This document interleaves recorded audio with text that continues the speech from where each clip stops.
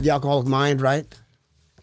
It's also Bill always likes to repeat himself. Yeah. Always. And I got on page 101. He says, we meet these conditions every day. An alcoholic who cannot meet them still has an alcoholic mind. There's something the matter with his spiritual status. His only chance of sobriety would be someplace like the Greenland ice cap, and even there, an Eskimo might turn up with a bottle of scotch and ruin everything. So she's talking about a different Eskimo because her Eskimo didn't bring her a bottle of scotch. So where's the Eskimo reference? Well, there's a few different. What did you mean by that? Eskimos are somebody that introduces you to the program. Okay. Your AA Eskimo is somebody who brought you into the program. Oh, I never heard that before. Yeah. Well, I came through the rehab, so what introduced me to AA was Chris Lytle going, "You will be going, and I will walk you down the hill."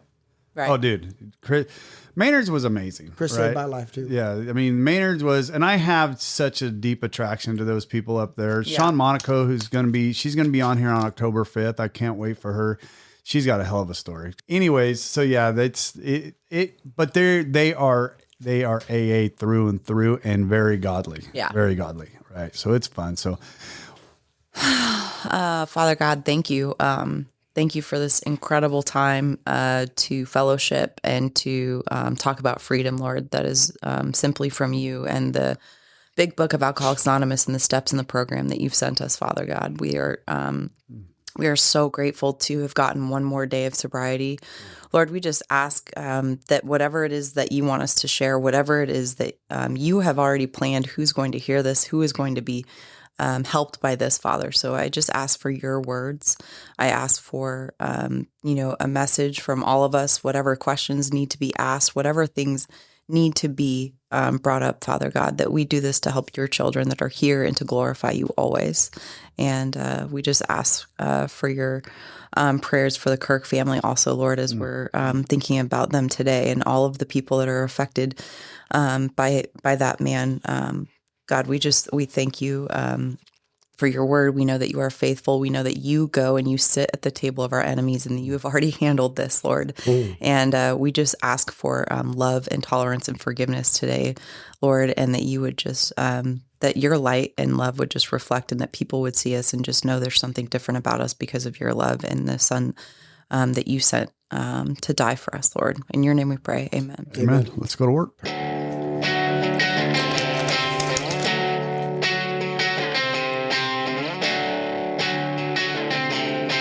A little bit easier on the ears, isn't it? Yeah. No? What about this?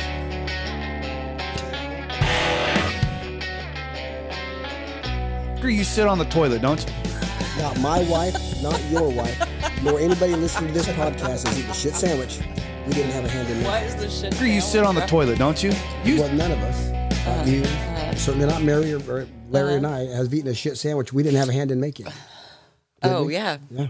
Then the true fact. Yeah, that's what the steps are. True fact. Got it. Do you keep slicing the bread? Do you keep spreading the shit? Which part do you keep doing? Yeah. Recognize it. Ask God for help in that area, and you won't eat any of it. Ugh. Okay. Right? Well, that's both of those came up. That was a lead in. What was the one? Not your wife, not my wife. I was eating a shit sandwich. Eating shit. Oh, you're talking about this one. Wait. Oh, wait. We got to talking about meditation on here one time. And use that as your meditation. It drives me nuts when people say, sorry, that background's still playing. Yeah. It drives me nuts when people say, well, I don't ever have time for meditation. You realize what meditation means? It just means to stop, pause for a moment. You sit on the shitter, right? Right. That's a pause. Right. Take that time. Use that time, right? And that's what that is. That's good. Use that time to get close to God. Hold on. I was on a bit of a tirade. You sit on the toilet, don't you? Use that as your meditation. It does. I mean, people think that it's got to be this, sitting on a yoga mat with like the sound bowls. Yeah. Just take a moment. That's just pause. Right? Pause for a moment. I have to do it every morning. Yeah.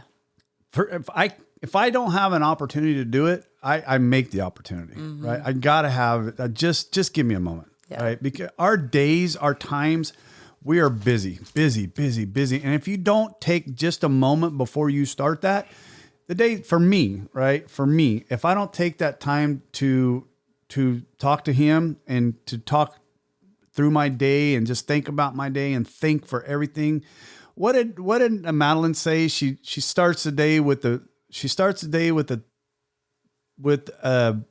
allow me and ends the day with a thank you or something like that. And it's like, yeah, I mean, you start with that, right? And I have to start that. And it's just that, I mean, so that was my tirade. Good. You sit on the fucking shitter, don't you? Yeah. Hi, Rob. What's up, kid? Hey, we won last damn it. We didn't even talk about that. The kids? Our 3rd and 4th graders are just kicking ass. Yeah. And you What? held your We're gonna talk about mud it again. together, and I didn't have to whoop that coach's butt, which was awesome. Yeah, but this is playing like a whole week later. So you never know. By this time, when this one airs, maybe I would have whooped his ass by now. Would you have let him, or what would have happened? Did you already play that out? Would you have let him whoop his ass? Or No, I would have. Yeah. It'd have been done. Yeah, no. It'd have been over fast. Yeah, right. And then I'm the assistant coach, so he's got a coach. He's got the players. I get kicked out. I'm the one that handles the business. I'll get kicked And out. it's his church that's putting it on, so he'd have to go back into the church on Sunday. They know me.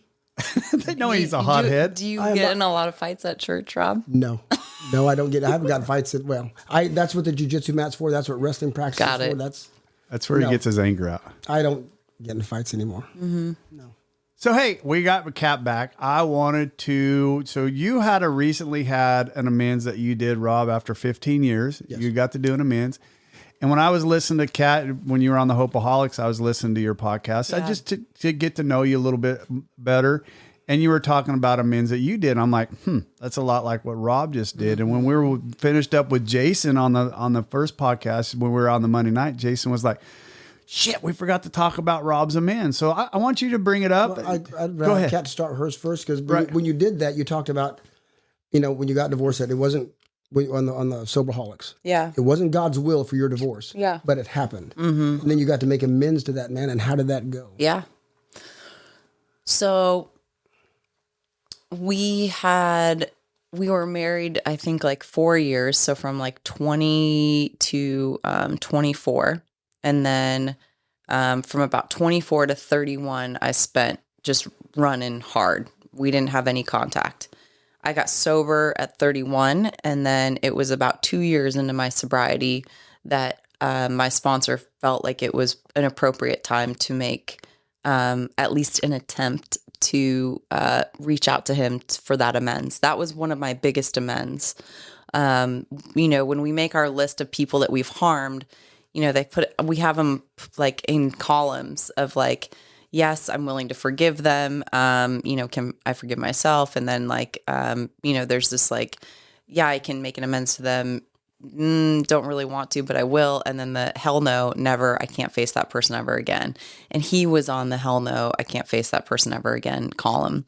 But I had gotten through all the other ones. And so it was time to really start attacking. And he was like my big one. And so I reached out to him. And surprisingly, it was like via like LinkedIn or some like weird way. And he responded fairly quickly. And I just said, hey, I need 5 minutes if you're willing to take a call. And I left him my number, and he called me not too long. It was like maybe a day or two. And I was like shocked, because I like heard his voice. I mean, this was a man that I was in love with just madly when I was 18, 19. We got married. I mean, I adored him in spite of my behavior. He showed you the Lord. Yeah. Yeah. Yeah. Showed you what it really looked like. Yeah. Yeah. And just Jesus's love Right. and Christ-like marriage, truly. So I said, hey, I said, I don't know. And thank God my sponsor and I like recited it, because I just said, what do I say, if he calls? And she said, well, ask him if he'd be willing to meet you face to face. And I said, okay. I said, hey, I'm trying to, and she said, never bring up the alcohol. She's like, I don't want him to know that this is as a result of Alcoholics Anonymous. I don't want him to know that. She's like, this is because you're cleaning up the wreckage of your past. We don't blame anything on alcohol. So I just said to him, hey, I'm cleaning up some wreckage of my past, and I would really appreciate if you could meet me face to face for 5 minutes. And I was begging in my inside, I'm like, please say no, please say no, please say no. But he said, let me call my wife. And I was like, oh. okay, so like at least I know he moved on. Like I didn't ruin his life that much, right? Because I think You're I'm not such all a that. big deal, Right. right. And he called me back and he said, I talked to my wife and yeah, I could meet with you. I said, okay, cool. When? Because I'm also told that we need to do it on their terms, right? We've been so selfish that it's time for them to be able to dictate when we come into their life. Right. And so he said, I don't know, this week I'm free like Thursday. I was like, great. So we set a time. I booked a flight, flew from California to Denver. I rented a car. I drove 2.5 hours. He still lived in that mountain town. And we sat outside of this coffee shop because it was like mud season, so it was actually closed. And we sat on the stairs, and I told him how sorry I was, how much I regretted my behavior. I said, I never meant to hurt you, and I know that I did, and I'm here. If there's anything I can do to make it right, I will. And I'm here to amend. And I said, so that could look like a financial, that could, I'm so sorry that I hurt you, and there's nothing I can do to change the past, but I'm here to make it right, whatever I can make right. And, he did, give me, the words that he wanted to say. I gave him an opportunity to tell me how he felt. And, he said, like, you definitely fucked me. Like I left him with 2 mortgages and, I just ran. And, he said, but ultimately my wife and I have been praying for you and your sobriety. And this is the best thing that you could have done. Give me chills. They do. And so, after that, I never really thought about him or, I left feeling like free. There was another layer of freedom and hopefully he was also given that. And it was probably the hardest thing I've done, one of the hardest things I've done in my sobriety, mostly because there's just so much unresolved, right?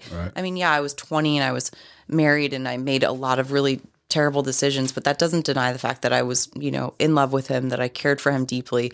I was worried, like, am I still going to be in love with him? Like, what if this brings all this stuff up? And, you hear all the time about people going and making an amends to a romantic ex and then things get rekindled or like all this stuff. And it's just like, I mean, I had so much guilt and shame and I drank for years about how I treated this poor man.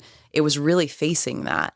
And, I'm just so thankful that this process is already figured out for us. Like they're just like, just do it. Like and testing. Yeah. It's like, don't try to analyze what it is or what it's going to be. Just walk through it and let's talk about it after. And it's like, oh my gosh, like action is everything. Action is the key to this entire thing. Cleansing. Yeah. So truly. cleansing. It's one of the most amazing parts of my sobriety is when I got my chance to do my amends. I didn't have it, Rob's going to talk about his in a minute, but those, and I tell people this all the time, for me, it was like layers popping off, right? Every time I did another one, and I did mine back to back to back to back to back to back. And I was just not going to stop until to his I had credit, Larry, I mean, I'm sure you've had him. He's the best type of sponsor you can get when the willingness, the desire, is ready. You don't got to ask him, man. Right. You call him, hey, you got this amount of time to do, here's your 4-step. Right. I'm done. But let's move, because he got that little, right. That serenity that I'd gotten in, that I felt, right? That's what I was chasing with my alcohol for so long. I wanted that peace in my heart. I wanted that peace. I didn't like that fire, that anger that was in me. I didn't like it. When I felt that peace the first time at Maynard's, I felt it inside of Chris's office, and I felt it and I saw it, and I just was like, I don't know what the fuck that was, but I'm going to get it. Every ounce of it. More. I want, it was a drug for me. For sure. Yeah. Because even now when I, just like the argument that we almost came up to, at football game, I literally, it took, and we talked about it last night at the meeting. I hate when I do that. I hate when I get like that because it's senseless. Yeah. It's absolutely senseless to get that worked up. But there's sometimes where we talk about don't pick up that first drink.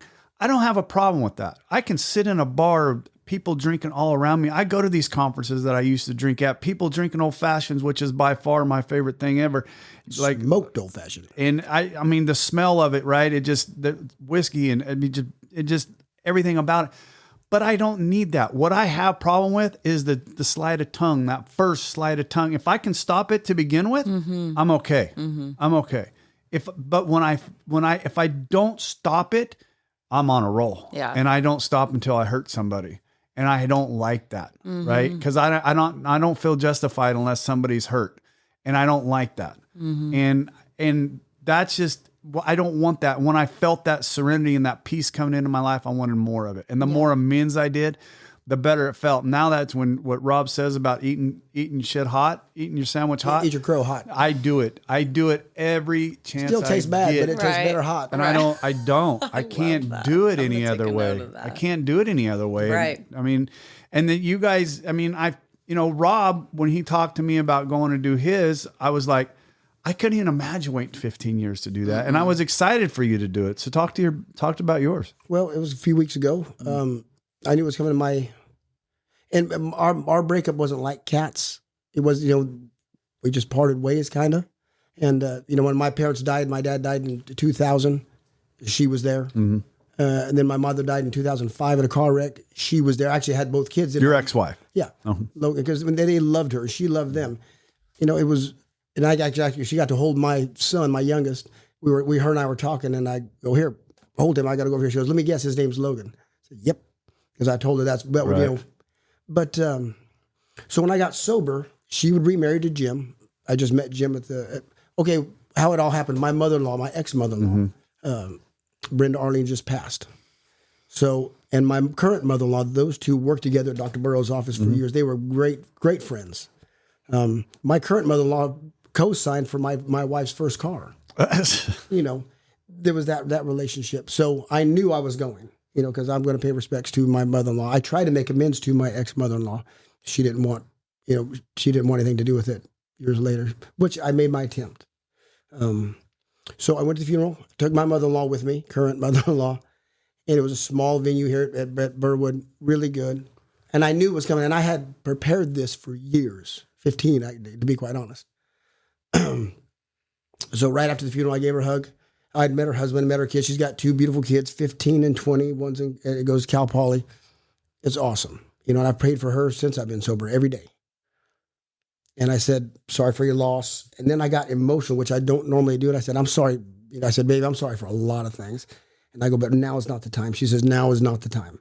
So they're having food at the bar at Crooked Spur. She goes, you going to come back and eat? And I was with my mother. I wasn't planning on it because I was going to go back to work. And I said, well, I'm the boss. I want to go eat, which I didn't eat. So we made it back. The caterer was late. And she was frustrated. She says, hey, when he gets here, Rob, you might have to whoop his ass. I said, whatever you need, then maybe that's my amends. Maybe that's what, we try to make amends, because if you run over someone's mailbox, you don't owe them a fucking apology. You owe them a mailbox of equal or greater value, and you do the work. Right. That's an amends. So she went to her car to get her wallet, and I walked out, and then God was saying, and everybody knew what I was there to do. So there's old friends and stuff that you see. And I met her at her car. Like, hey, yeah, 5 minutes. She says, absolutely. So we walked to the shade. She goes, can we go in the shade? Because I'm a pale. She's light skinned. Like, I have a type. So we got in the shade on the wall of the bar, and just talked. And I got to, and I'm proud of myself. I never said I was sorry. Good for you. I was wrong, selfish and self-centered, immature child. And owned my part. And there's a times where she tried to, I could have done this. And I said, hold on. Let me ask you a question. If I was the man this marriage, should have been, would we have, or if I was the man that I needed to be, would we be having this talk? Honestly, he said, no, probably not. But I wasn't. Because none of us I wasn't the devil. I wasn't an angel. But had I been who I needed to be, we wouldn't have been here. She was ready. She was my anchor. Right. I told her, I was an anchor for you. I was just holding you back. But you were the strongest thing that I had in my life. I couldn't, because I had said some things. The only reason I married her was, and that got back to her. And I did say those things. And she did ask that question. I don't want to be together for 6 years and still be boyfriend, girlfriend. Okay, so I proposed. But the reason I did, because she was the strong, I was not strong. I was selfish, self-centered, immature child. Too proud to go back home, not equipped for the world. She was. you can't go. Right. But I didn't know that. I didn't. You get in the rooms and don't process that. I love her. Okay, let's get married. But that's not. For me, it was Convenience. self-preservation. Yeah. And it was just detrimental to the relationship. So, and I got to say those things. I got to say those things. And she had a couple of questions. She wanted one of them was a clarification on a car wreck. And then she realized, oh, babe, you were with me. I let my buddy Butch borrow my Camaro. He got in a wreck. Some drunk had told her a different story. And then she goes, oh, you're right. I was there. Just the weirdest things. Right. So when I felt cleansed afterwards, it wasn't the fact that I just got to say what I got to own my shit, which I did, but I got to give her peace on a few topics that she wanted. Good for That's her. the cleansing. Yeah. It gave her peace. Yeah. Gave her some. She's an amazing woman. She's got an amazing family. And Right. I'm just grateful that I got to own that. Yeah. Cleansing is what you told me. Cleansing. Yeah. He said it was cleansing, and and I think for anybody that's still struggling to get through their steps or to start their steps, 'cause I want that's peace for her. Right. Right. God, because when We have our when I peace. walked up to her and I told her, about, she knows what I was doing. Yeah. She knows I've been sober. And she goes, you could have called me. I said, no. Yeah. Eyeball to eyeball. Yeah, And my exactly. sponsor, Jay, you met. Yeah. When we had talked about this, he says, because she had gotten remarried. This was not a few years later. This was years later. Yeah. This was 11 years later. Yeah. He said, it's probably not best because you know how when you get like Larry, I want to go make it right, make it right. Yeah. He says, maybe not right now. Show up on her doorstep and, hey, guess what? I found God and I've got religion and I've got AA and as a part of my 9th step, you got to listen. No, God will give you the right time. And this was the right time. Yeah. It was because we were not enemies or anything like that, but it was good. I'm just grateful. Yeah, those amends that, and I don't know if you've heard my story, but I had one show up at a restaurant. Me and Rob I was probably about 6 or 7 months sober, and one that I didn't even know I had to do, and it was like, I think you guys call them a store amends, right? Well, I call it a grocery store. Grocery the ones store that amends. they may not have been on your list or not. Yeah. You But you this pass them. Yeah. And God's like, hey, go. I know that. But that's God's. Are you willing? Right. Yeah. Are you still willing? It was How free do you want to be? I didn't know. I'd said this all along that if I ever see that guy, I'm going to punch him in the fucking mouth. I'd said that for years. If I ever see him, I'm going to punch him. And I hadn't seen the guy in probably about 10 years. I hadn't seen the guy in a long time. Yeah. And I see his wife walk in and I'm like, no, his son walked in. I'm like, all right. Then I seen his wife walk in. I'm like, okay, he's got to be close. And I saw him come walking across and it was instant. Yeah. I walked outside, talked to him, told him, apologize. He gave me a big old hug, and it was pretty cool. Yeah. It was pretty cool. And like I said, I didn't even know I needed to do it. But I needed to do it. He had no idea what I was doing, but I needed it. Yep. He didn't realize that I called him a no good, rotten son of a bitch all those years, right? He didn't. He had no idea, but I did. Yeah. Right. And I knew I had to get that out. So, anyways, those are the men. Like I said, but those are the things that I want people to hear, because I think so many people, when they read it's that the 5th fourth step that scares them, right? and it's the 9th step that scares them. Right, big time. right. And that's the one where you got to go own your shit, right? And That's when the sponsor lets you go out into the world for the first time, and Into the wild. right into the wild.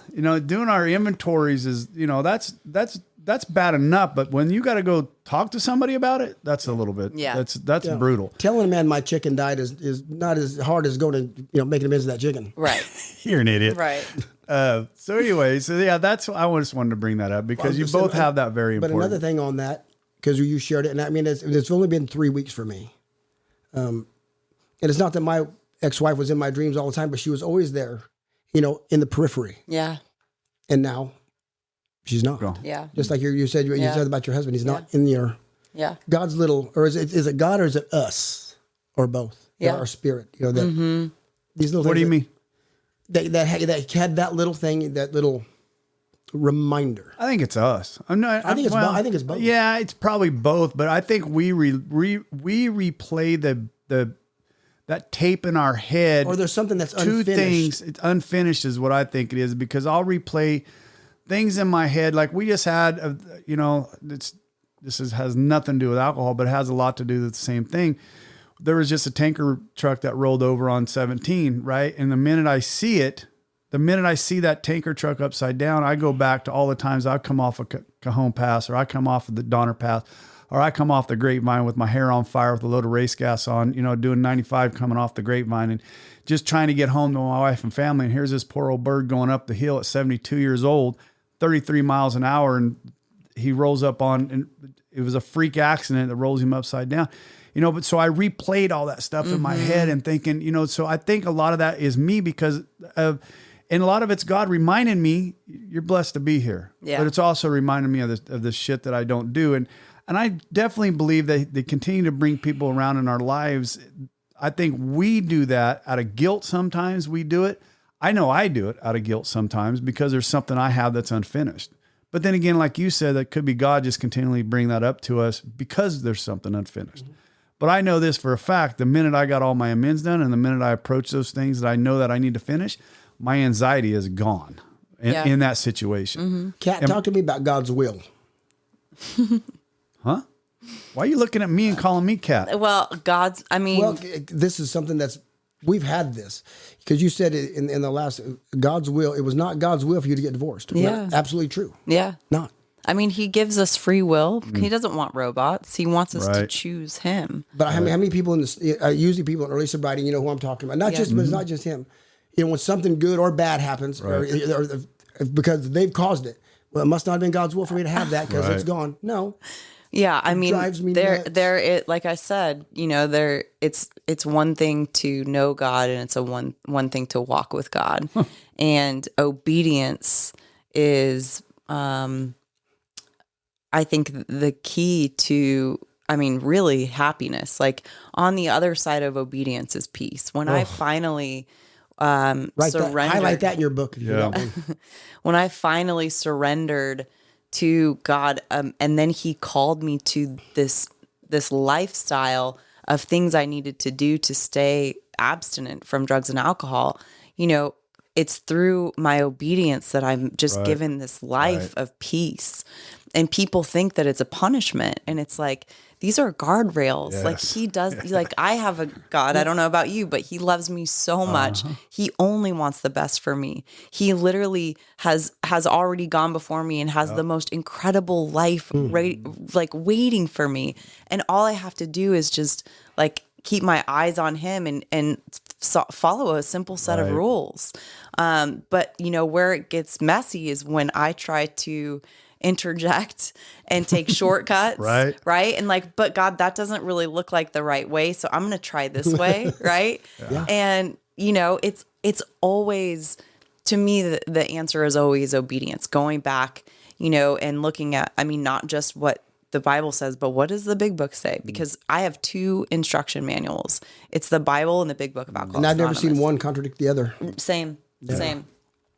So, you know, I love, you know, the fact like God's will to me is, it just flows. I always know when I'm not in God's will, when I'm having to manage, manipulate, or force. Struggle. Yeah. Right. And it's like, okay, hold on, take a breath.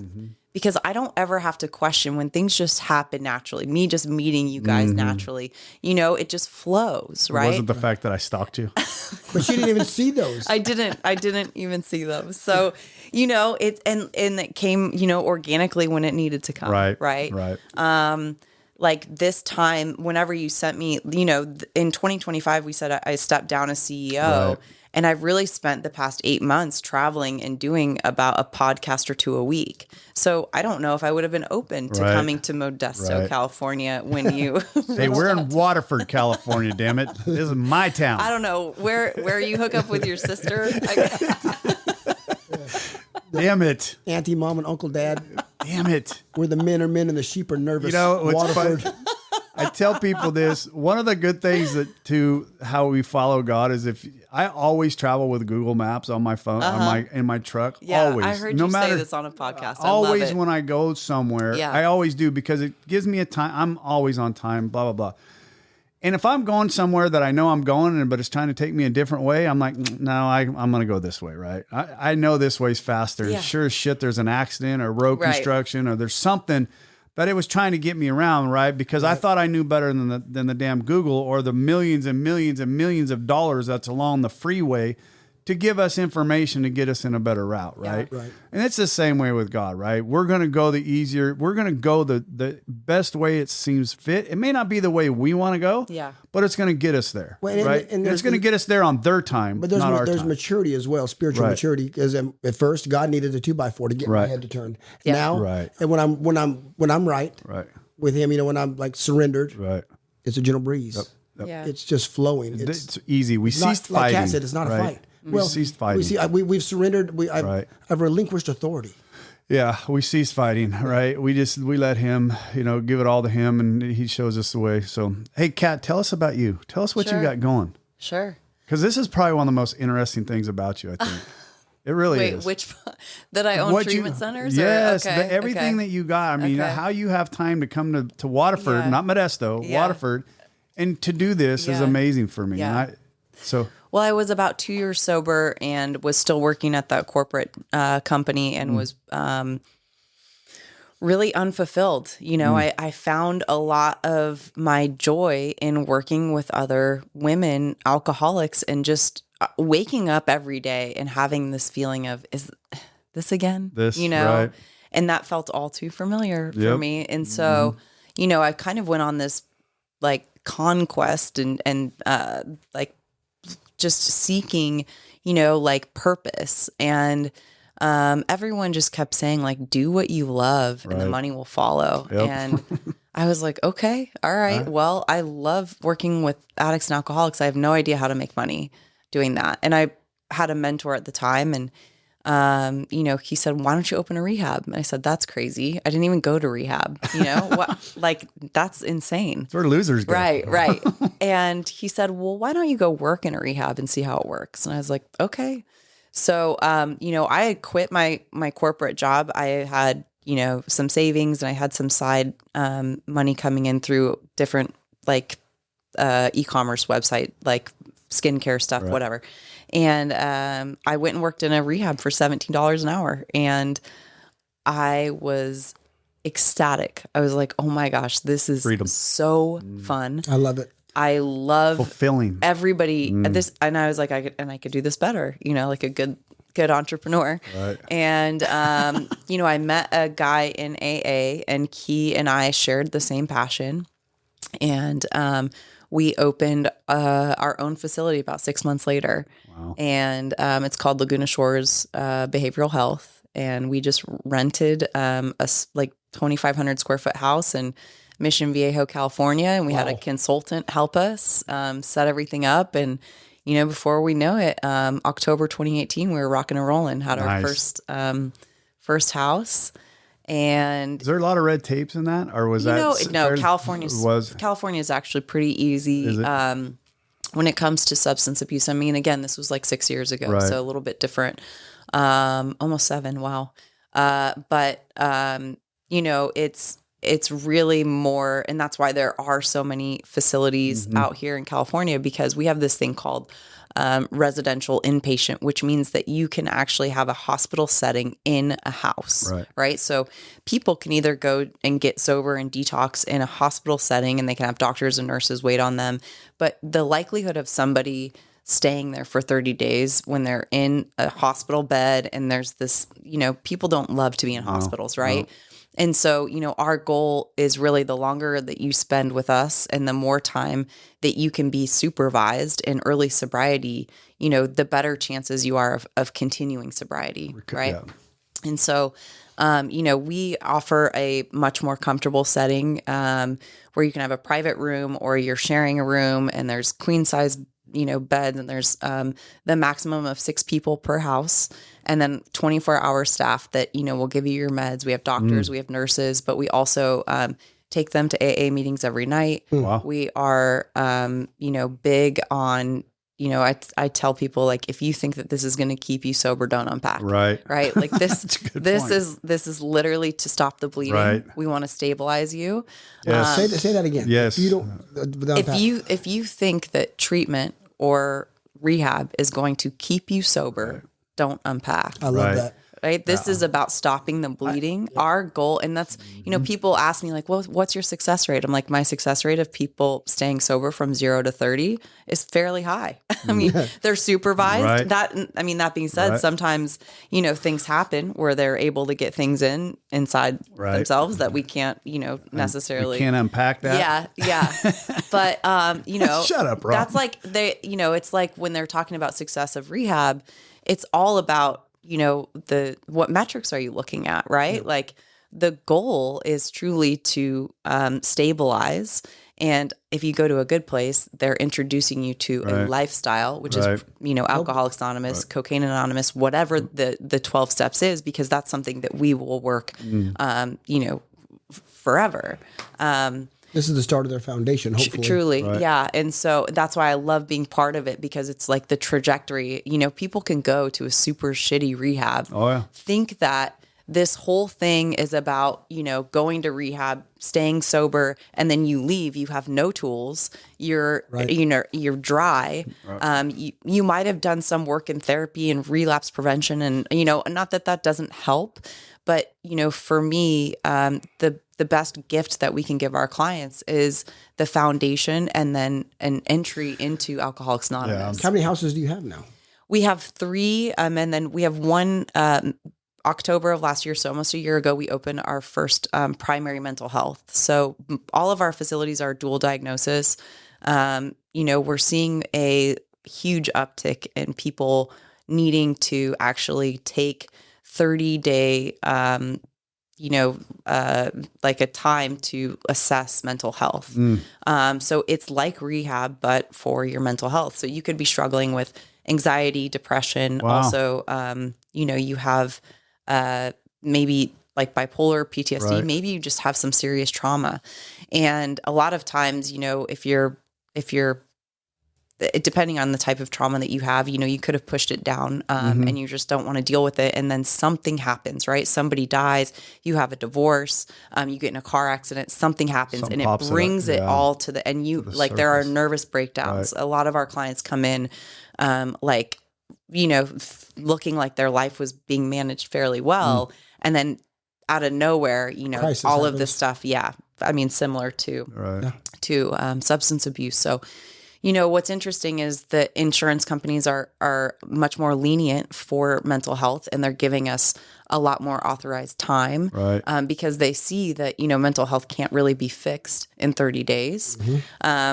They're, people going to rehab has been around since like 70s, 80s, and they're a little sick of it, to be honest. Insurance companies. Yeah. Insurance companies are like, okay, we've heard this before. Right. Like to get 30 days in substance abuse is actually pretty good now.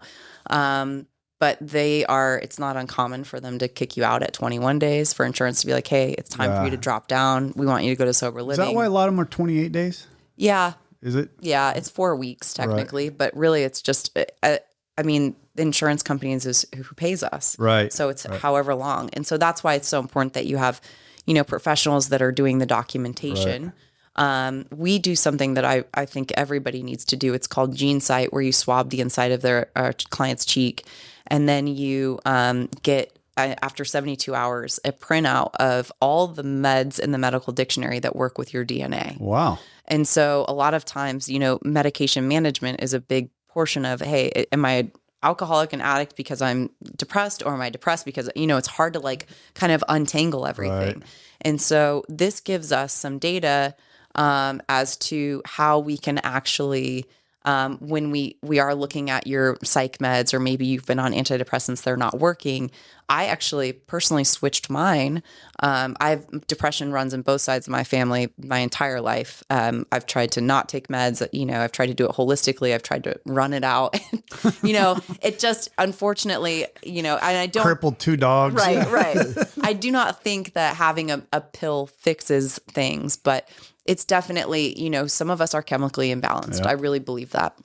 And so it prints out a report for you of green meds that work well for you. And it's not just antidepressants, anti-anxiety, it's sleep meds, it's pain meds, it's ADHD meds, it's everything.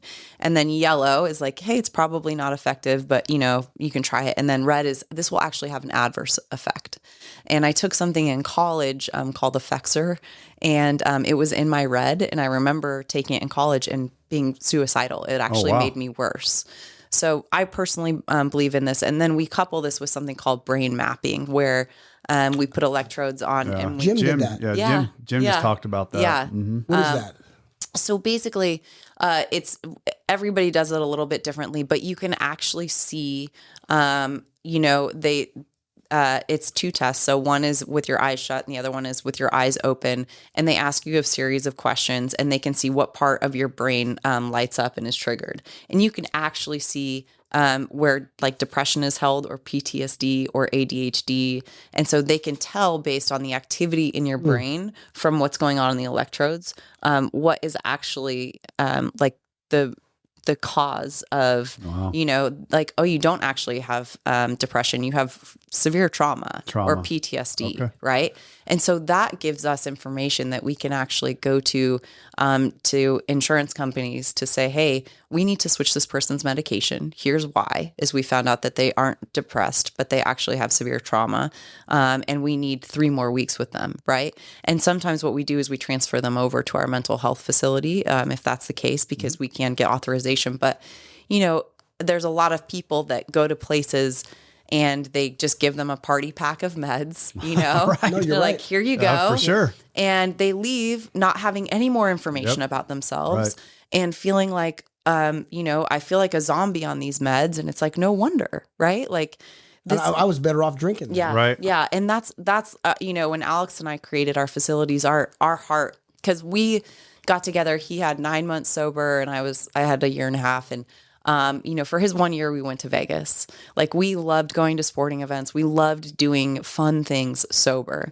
And he and I just had this heart, like, let's create a place where they have so much fun and they have community and they feel a part of something that Sober's they fun. they don't want to leave. Right. And they're like, dude, this place is dope. And we took it kind of far. I mean, it was just he and I. We got front row seats to the Clippers.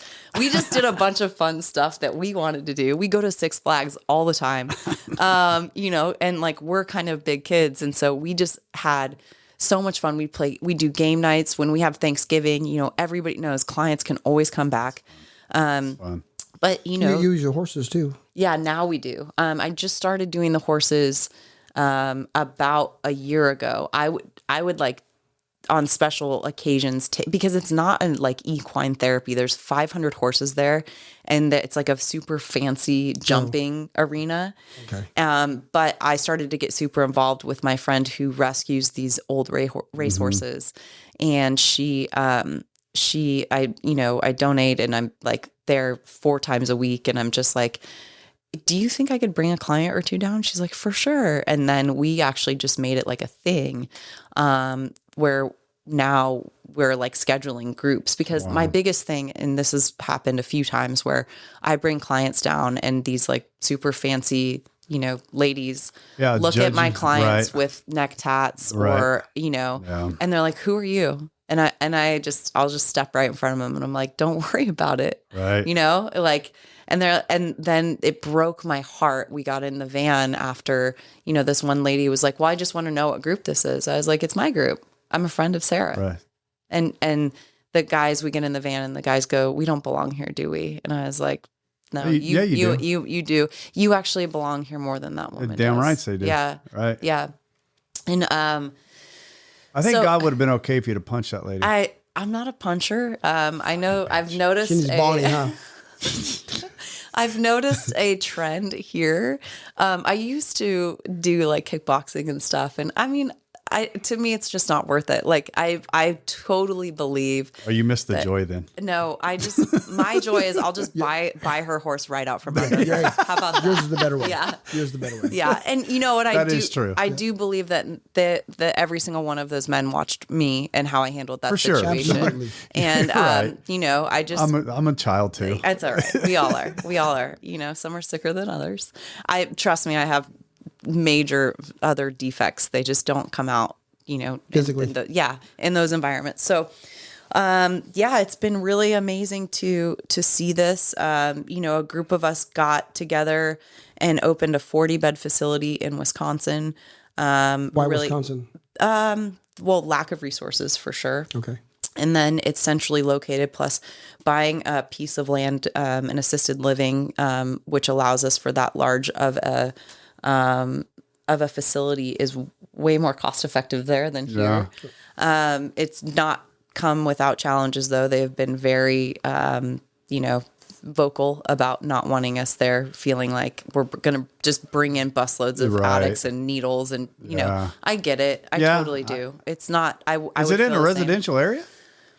Well, it's in a neighborhood. Okay. Yeah. But they've never seen anything like us. Right. So it's like, just explaining to them that we're servicing, not just like it's the population. They're already drinking and they're already here. Yeah. We're trying to help them. Yeah. So, it's the goal is, I think, to just continue to develop out of state programs, because we have incredible recovery here in Southern California. Yes. And it's not just because it's amazing to have this beach and this view and the weather here is incredible, but truly people are enthusiastic about being sober here. And I've traveled all over the world. I've gone, to probably 15 different countries and gone to AA meetings there. And sometimes you leave wanting to go to the bar. It's like, I wouldn't want to go back to that. Kidding. People are upset. They get in there. They think that this is a dump of problems. It's a bitch session. Yeah. Right. And they're we carrying, want to hear solution. Right. They're carrying the message, not the message. And The mess. They're carrying the I'm mess. sorry, the mess, not the message. And that's the problem is that, My wife must have just walked in. that's okay. That's all right. That, people think that that's what recovery is, and I wouldn't want to come back. And so, one of the best things that we can do is the challenge is so many people want to stay here after they get to California. They're like, oh my gosh, this is a dream. Right. It's like, God needs you to take this that you're learning. Just like Somewhere. the big Exactly. book. Exactly. Just like the early, Akron, Ohio. Right. Go out. Go. Yeah. Your book. Talk about your book. Yes. Yeah. So Laguna Shores is the name of it. Yeah. Oh, you had an orange. Sorry. Laguna Shores is the name of like our kind of umbrella. Everybody knows this as Laguna Shores, and it's in Dana Point, California. We have another place called Orange County Detox. That's what I was going to ask about. It's just right up the street. Again, 6-bed detox residential, and then we have another 6-bed residential that's called Laguna Shores Mental Health.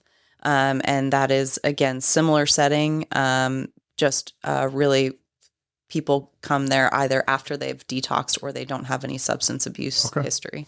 And you just work on the mental health there. That's where you do the brain mapping and. Well, we do actually brain mapping at all of our facilities. Okay. But mental health is really people come in and they focus on mental health. So that could be stress management. That could be, meeting. We very much talk about meeting with the therapist when you're in, substance abuse treatment.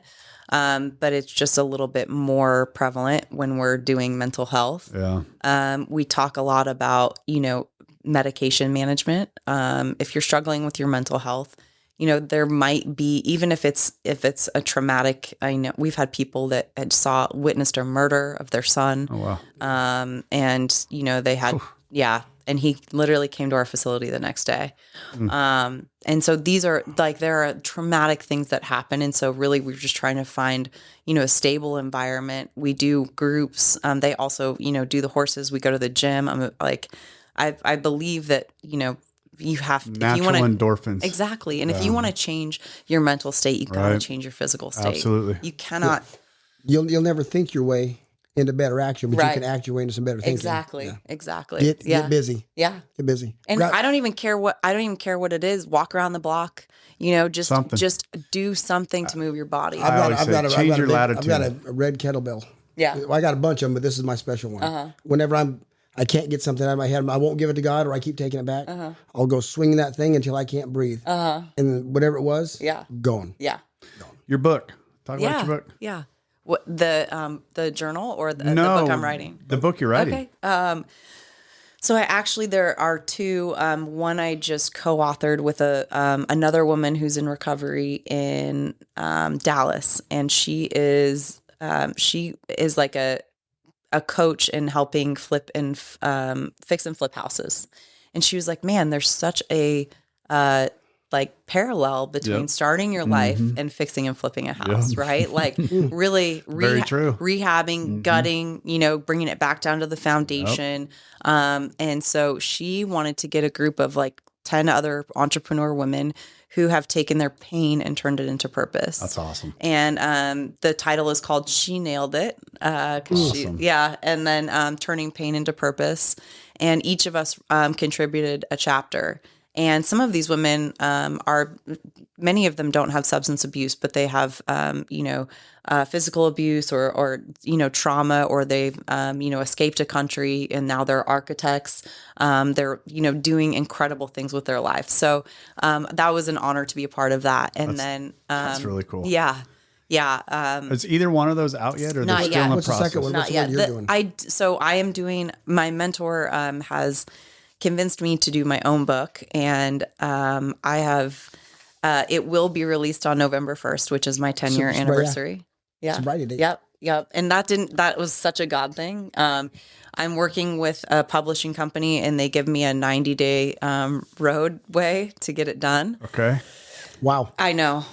Crack down. It is, and I need that, or else I'll never do it. So 90 days, and we started working together, and I was like, wow, that's the last week of October, which means that would be a November 1st release date. They're like, yeah. Is that odd or I God? was like, yeah, right. And really that is, me talking about, Does it have a title? not yet. Not We're yet. working on it. It's a working title. Yeah. Well, you God come will up with give like, it. Yeah. you'll send it out to us. Of course. Yeah. Just me though, not you, Rob. I know. That's all right. He'll share. I'll pass it on to you. But I think one thing that the other thing I'm most excited about was, last November, I was just having all these people reach out to me on social media about getting sober. And I just kept saying, I said, do what I did. I went to AA. I found somebody locally. I said, how did you do it? And then they just told me what to do. Right. I was like, proximity is power. Yes. So get around somebody physically who's sober and do what they do. Mm-hmm. And like, they just kept saying, you're the only person I know that's sober. And I was like, wow, that's insane. Sad. Yeah, very sad. And a lot of these people, the UK has a tremendous problem. Australia, India, Africa, just people are consistently saying how do I do it? How do I do it? And I'm like, you don't have a local AA meeting? And they're like, no, I've never even heard of that. And I was like, oh my gosh. I was like, there's gotta be like a place these guys can go and talk and ask questions and get international recovery. And there just wasn't. And God was like, you need to build it. And I was like, I didn't hear that. I don't want I do not need another project. I don't want to do this. And he said, if not you, then who? I was like, okay. I guess we're doing fine. Okay. I don't whatever, God. And I was like, this probably isn't even going to work. Child. Yeah. And I had another female entrepreneur that she builds communities like these for a living. And I paid her to help me sketch it out. And, we use something called the Circle app, which is a community app, and essentially just build it. And I wanted it to be available for people before Thanksgiving of last year so that they could go somewhere to, if they're sitting at Thanksgiving, they're like, I'm triggered. I want, to give 24-hour support. And, there are, the first day I opened it was November 21st of 2024. And there was 10 people that signed up that day. And then, I check it every morning, and there's 949 people in it today. Yeah. That's the one I was talking about earlier. Yeah. That's amazing. It's that's pretty God. cool. That's the hand. I know. Right. I know. And the numbers is one thing. There's still a lot of people that come in there that are still feeling so much guilt and shame, and they're just, kind of trolling, which is fine. Right. But there's people that are like, hey, I have 116 days today and I wouldn't be able to do it without this community. Right. Like every single day I know that I have you. And I mean, who am I to say how you can get sober? Like that wasn't, my my experience, but God clearly saw a need. And, again, that's obedience, right? Like, but we can't be obedient if we can't hear him. Yep. And so, like, for me, I have to daily be doing things to make sure that I hear him. Right. And it's like, okay, like, I guess I did hear that correctly. Sometimes I What's ask the him to name of tell that? me. That's called Chains to Changed. Yeah. And I also have a website called sobercat.com, SOBERKATT.com. And you can find all my podcasts.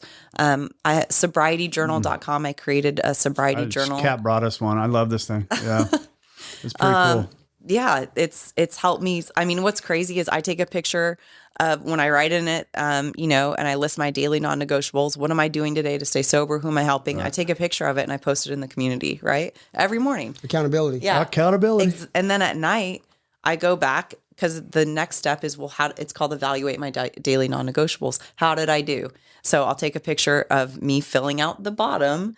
And unfortunately, alcoholics are undisciplined. And so this helps me to stay disciplined. And I'm just like, I don't care if I'm the only person, but there's like a group of us that have been doing it consistently for 8 months, and it's just skyrocket. So Page 164, by the way, where it tells us we're undisciplined.